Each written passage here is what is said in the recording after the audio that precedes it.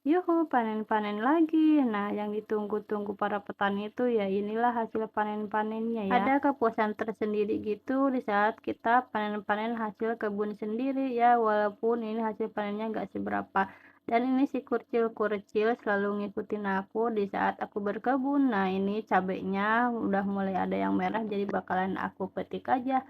Terus ini juga si bayam raja ini bakalan aku petik, tapi ini sayang banget udah bolong-bolong sama ulat karena ini nggak pakai pestisida gitu.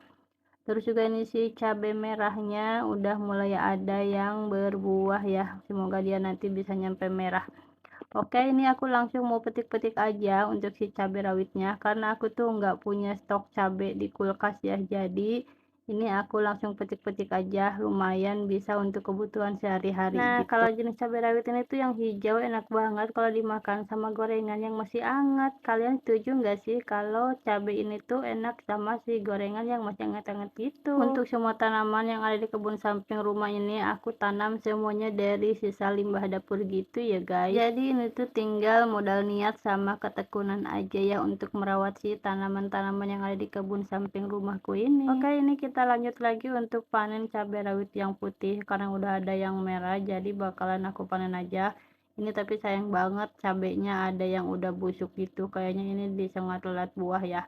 Tapi walaupun gitu cuman ada beberapa aja dan ini tuh Masya Allah lagi rimbun banget.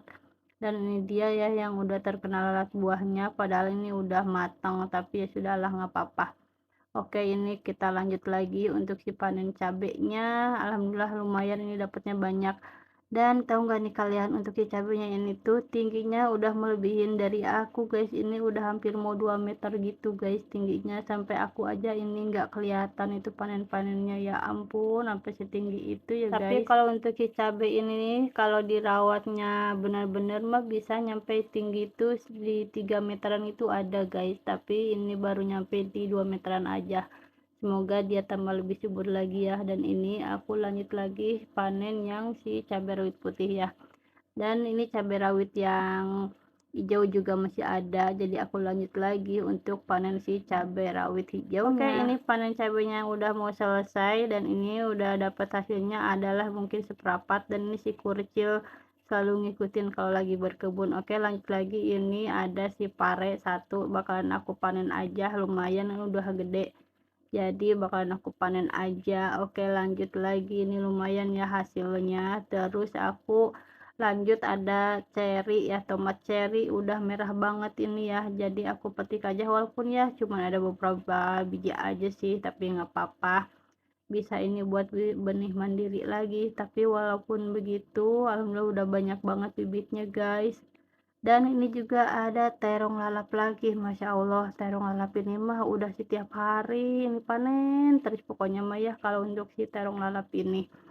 Pokoknya sampai udah bosen aku makannya guys. Dan ini aku biasanya bagiin ke tetangga ataupun ada yang pesen gitu untuk si terongnya.